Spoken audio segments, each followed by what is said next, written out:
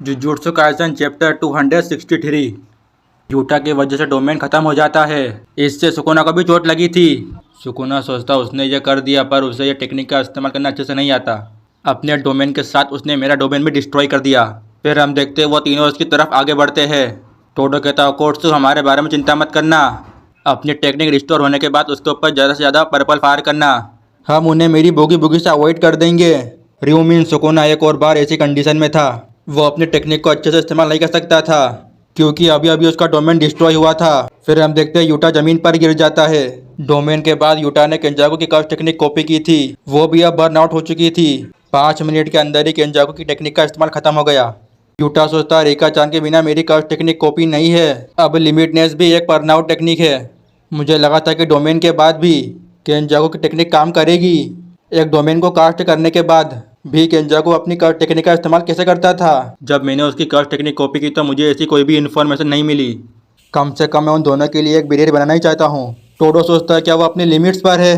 फिर हम देखते हैं सुकुना हमला करने के लिए आगे बढ़ता है। टोडो सोचता है कर्सिस का राजा वो ठीक कहते हैं, जब मैं ओकोत्सु से डिस्ट्रैक्ट हो गया था तो उसने इस मौके को अपने हाथ से जाने नहीं दिया। फिर हम देखते हैं सुकुना टोडो को ब्लैक फ्लैश मारता है। फिर हम देखते हैं यूजी उसके पीछे से सुकुना के ऊपर हमला करने की कोशिश करता है।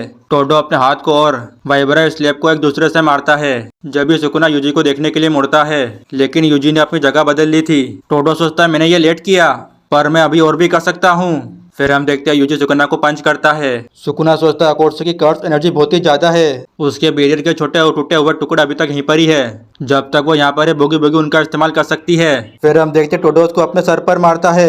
फिर हम देखते हैं यूजी लगातार एक जगह से दूसरी जगह जा रहा था। सुकुना कंफ्यूज हो गया था। यूजी सोचता है भले ही मुझे कितनी बार हमला क्यों ना करना पड़े, जाग जाओ फुसीगुरो। यूजी उसे पंच करता है डिसमेंटल। सुकुना सोचता है ये क्या है, वो अपने टेक्निक का टारगेट को लिमिटेड कर रहा है। वो मेरे और मेगुमी फुसीगुरो के सोल के बैरियर के ऊपर डायरेक्ट डिसमेंटल का इस्तेमाल कर रहा है, एक बाउंडी वाव जो कि टेक्निक के टारगेट को छोटा कर देती है।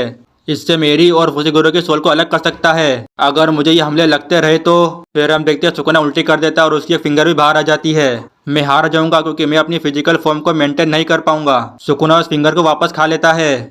फिर हम देखते हैं सुकुना थोड़ा पीछे चला जाता है, जिस दीवार पर सुकुना खड़ा था। फिर हम देखते हैं यूजी दीवार पर डिसमेंटल का इस्तेमाल करता है। जैसे ही वो दीवार टूटने लगती है यूजी एक और हमले के लिए तैयार था, पर सुकुना इस अटैक को डॉज करके यूजी को एक पंच करता है। सुकुना सोचता अगर मैं उस हमले से बचता रहूंगा तो मुझे चिंता करने की कोई भी जरूरत नहीं है। टोडो सोचता अगर मेरे दूसरे वाइब्रा स्लैब को मेरा लेफ्ट हैंड नहीं समझा जाएगा तो वो काम नहीं करेगा, इसलिए मैं दूसरे नए वाइब्रा स्लैब का इस्तेमाल नहीं कर सकता। टोडो कहता अब इसे देखो, लेकिन वहाँ पर कुछ भी नहीं होता। सुकुना सोचता हम स्वैप नहीं हुए। फिर हम देखते हैं सुकुना के ऊपर एंजल आ चुकी थी। सुकुना उसकी तरफ देखता है।